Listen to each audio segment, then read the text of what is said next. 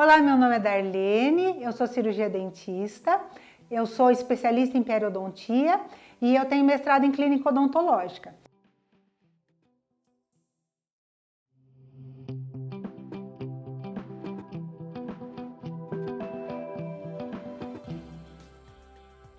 O objetivo do vídeo de hoje é mostrar para vocês um caso clínico em que houve a fratura do dente 14, primeiro premolar superior.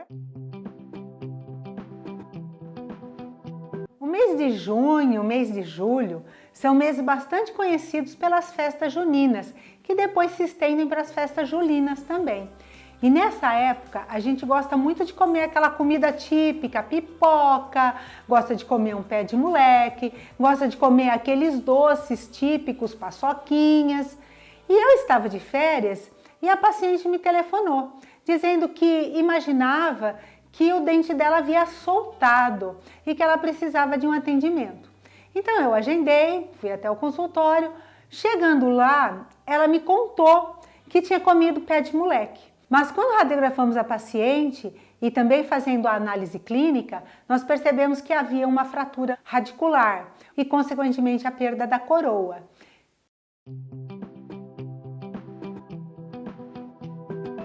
O perfil gengival dessa paciente é fino e delicado, então todo cuidado deve ser tomado. Inclusive, como é uma paciente portadora de prótese em porcelana, de não expor a linha de cimentação das coroas ao redor. Então, o que nós planejamos para essa paciente foi fazer uma extração minimamente invasiva, utilizando instrumentos bastante delicados.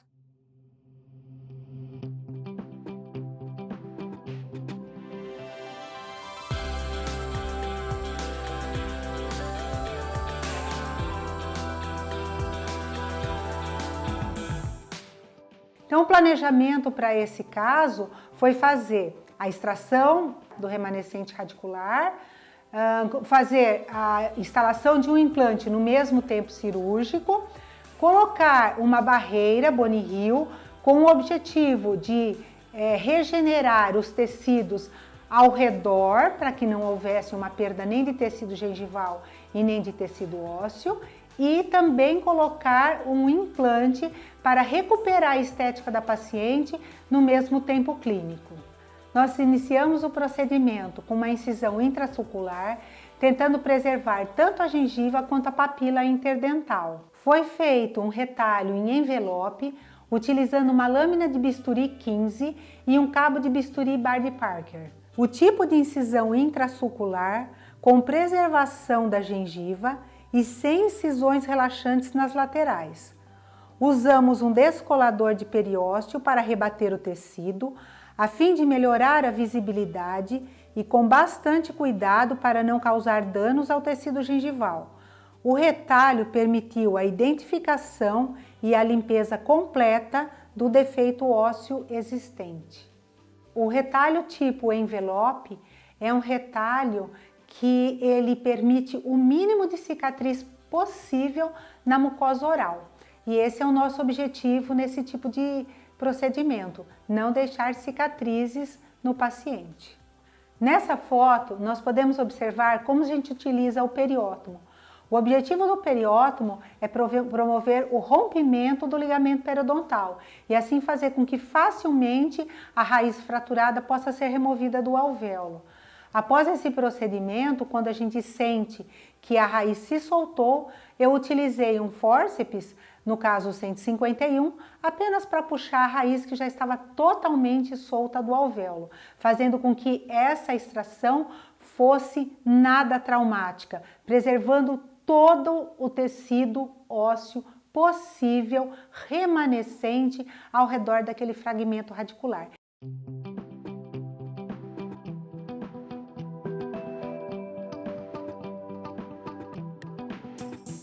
Isso é muito importante que você observe, porque nesses casos nós não queremos perder osso, nós queremos sim ganhar tanto o tecido ósseo quanto o tecido gengival. Nessa imagem podemos observar como fica o alvéolo após a completa limpeza. Esse aspecto deve ser observado sempre que você for utilizar a barreira Boni Hill. Você deve limpar completamente o alvéolo, removendo qualquer tipo de lesão apical, pode ser um cisto, um granuloma, qualquer tipo de processo que se tem ali infeccioso, inflamatório, higienizar com soro bastante, limpar abundantemente, para que depois você vai fazer a instalação do implante. Nesse caso, nós irrigamos apenas com soro, porque a paciente não apresentava nenhum tipo de lesão apical nesse dente, apenas a fratura, e a fratura era muito recente. Então, nós fizemos apenas a limpeza. Aqui, você pode observar que haviam dois alvéolos, o alvéolo vestibular e o alvéolo palatino, pois o dente 14 da paciente, ele tinha duas raízes. Então, o alvéolo vestibular perdeu a parede óssea vestibular do alvéolo vestibular. Essa parede é bastante comum de se perder. Como a maioria das condições que levam à perda de um dente unitário resulta também na perda de algum ou todo o osso vestibular do dente perdido, para isso indicamos a acomodação de uma membrana de barreira com a finalidade de preservar o tecido ósseo gengival e assim preservar o contorno vestibular da paciente. Outra vantagem do uso de uma membrana de barreira, nesses casos, é o fato da não necessidade de cobrir a barreira com tecido gengival. Isso irá manter a linha mucogengival da paciente inalterada, preservando a estética na face vestibular. Portanto, para esse caso, foi planejada a colocação de um dente provisório no local a fim de que a estética da paciente também fosse preservada. Uma dica importante é observar que quando eu for acomodar a barreira sobre o pilar protético, por baixo, o alvéolo remanescente da paciente precisa estar totalmente preenchido por coágulo. Isso é muito importante. Quanto mais espesso for o coágulo do paciente, melhor resultado vai ter. Observe se esse coágulo não tem bolhas. Todo local que tiver bolhas, nós não vamos ter formação de tecido ósseo. E isso é muito importante que você observe. Acomode a barreira sobre o pilar protético, puxe a parede do retalho, deixe ali paradinho enquanto você agora vai fazer o provisório da paciente. O espaço interdental da paciente era bastante reduzido. Para isso, na hora que formos instalar o implante, precisa respeitar a distância mínima de 1,5 milímetros na mesial e 1,5 milímetro na distal e colocar esse implante bem centralizado.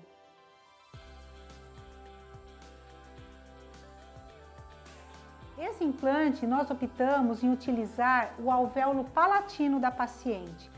Mais para frente nós estaremos mostrando uma imagem em que o alvéolo palatino proporcionava a oclusão perfeita da paciente, de modo que a força de mordida da paciente estivesse no sentido longitudinal do implante, sem nenhum tipo de força lateral, o que vai fazer com que essa instalação desse implante e a longevidade dessa prótese sejam prolongadas, porque não teremos nenhum tipo de força oclusal traumática agindo sobre essa coroa depois dela finalizada.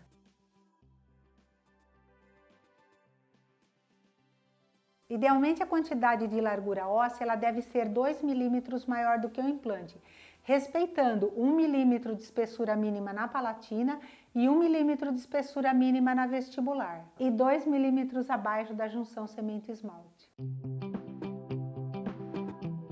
A utilização da barreira Boni-Hill, ela vem duplamente embalada. Geralmente a gente trabalha com auxiliar e você vai pedir para que a sua auxiliar abra a embalagem e jogue para você, dentro do teu campo estéreo, dentro do teu campo cirúrgico, apenas a segunda embalagem. Nesta imagem você pode observar a auxiliar abrindo a primeira embalagem da barreira. Logo em seguida, ela joga a segunda embalagem. Nesta embalagem que o cirurgião dentista então vai pegar uma pinça e vai puxar a barreira de dentro da embalagem. A barreira ela vem enrolada para facilitar a utilização dela e ela é de um tamanho bastante grande. Ela pode ser utilizada em mais de uma extração, só se você for utilizar para o mesmo paciente que tiver várias extrações para serem feitas. A parte de dentro da barreira, que ela está enrolada, que essa parte ela vai ficar em contato com o alvéolo. Então aqui eu vou recortar um pequeno pedaço da barreira. Eu corto primeiro um quadradinho dela e na parte lateral eu faço um estreitamento dela. E agora é a dica que vale ouro para este vídeo. Como nós planejamos colocar um dente provisório para a paciente, onde nós vamos fixar essa barreira nesse momento? Então agora vai a dica. Nós vamos utilizar sobre o pilar protético. Nós não vamos utilizar a barreira fixa no implante, porque ali nós vamos ganhar a altura necessária para que eu tenha espaço para que possa ocorrer a regeneração do tecido ósseo.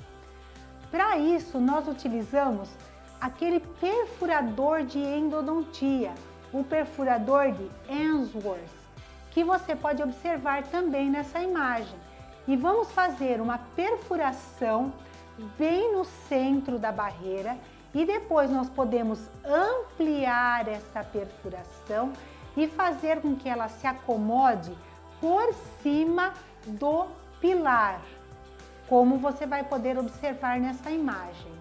Por sobre esse pilar, nós iremos colocar um munhão de titânio, onde será acomodada a prótese provisória. A prótese provisória ela foi previamente feita em laboratório. Aqui você tem uma foto do modelo em gesso. Nós utilizamos um dente de estoque, perfuramos o dente de estoque e já deixamos ele na medida mesiovestibular e já fazendo o contorno adequado para que a gente tenha um tempo mais rápido, clínico, que a gente não precisa perder muito tempo tentando acomodar essa prótese no momento da instalação do implante. E agora nós vamos fazer a captura do dente provisório dentro da cavidade oral. Para isso, nós precisamos de resina acrílica e um pincel para que a gente possa fazer o rembase pela técnica de Nilo. Então, nós vamos pegar e vamos preencher o dente com resina acrílica e passar ele pelo pilar de titânio. Para tanto, tome o cuidado de colocar um pouco de algodão na entrada do parafuso do pilar, para ter certeza de que você não vai tampar essa entrada, porque depois isso vai te dar mais trabalho, tá? Então esse é outro cuidado que você deve ter na hora de fazer a captura do provisório. Depois da coroa totalmente polida, ela vai ser levada de volta e parafusada sobre o pilar. E nesse momento nós vamos fazer a sutura. Lembrando que a barreira já ficou acomodada lá embaixo. E aí nós estamos apenas agora parafusando a prótese por sobre o conjunto todo, implante, barreira.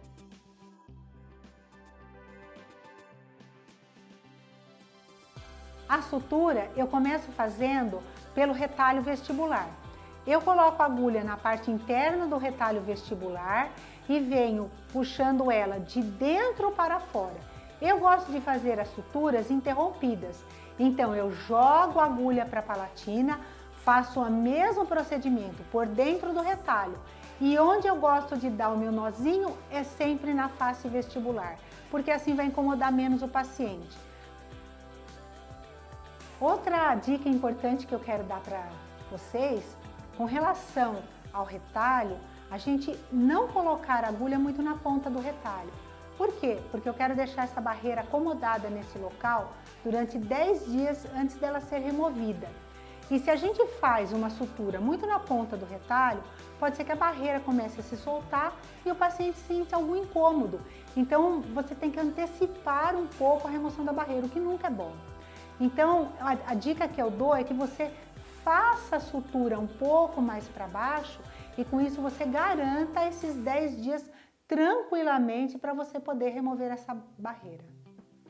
E assim fica o nosso paciente quando ele retorna 10 dias depois para remover tanto a barreira quanto as suturas. Aqui você pode observar como fica do lado vestibular. E aqui você pode observar como fica do lado palatino.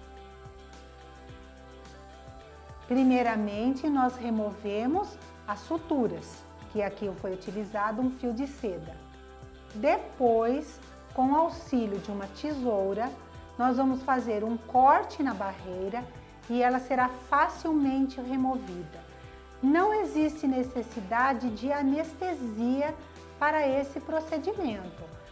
No máximo, quando às vezes o paciente apresenta uma sensibilidade maior, nós sabemos, pacientes com sensibilidade maior, paciente com sensibilidade menor, eu uso um pouco de pré-anestésico, para que o paciente não sinta nenhum tipo de desconforto. Nesse momento também pode acontecer um pouquinho de sangramento, o que é absolutamente normal. Isso depende de paciente para paciente. Paciente que sangra com mais facilidade, paciente que sangra com menos facilidade. Aqui vocês podem observar nesta imagem como ficou a gengiva logo após a remoção da barreira. E aqui nós podemos observar como se encontra a gengiva do paciente 10 dias após a remoção da barreira. Como vocês podem observar, houve a preservação do contorno vestibular do tecido gengival da paciente. Não houve nenhuma perda mucosa inserida da paciente, que era pequena, mas ela se preservou, inclusive com algum ganho em altura, que pode ser observado também. E assim, nós temos a resolução do nosso caso de uma forma simples, que eu tenho certeza que você, colega, vai poder aplicar essa técnica no seu consultório, na próxima extração que você fizer, com previsibilidade de sucesso. E é isso, pessoal, que eu tinha para mostrar para você nesse vídeo. Espero que vocês tenham gostado. Então não esquece de se inscrever no nosso canal, ativar as notificações, a gente vai estar trazendo outros vídeos para vocês aqui no nosso canal. E também de deixar aqui os seus comentários, as suas dúvidas, porque eu vou estar respondendo a cada uma delas. Um abraço e até mais!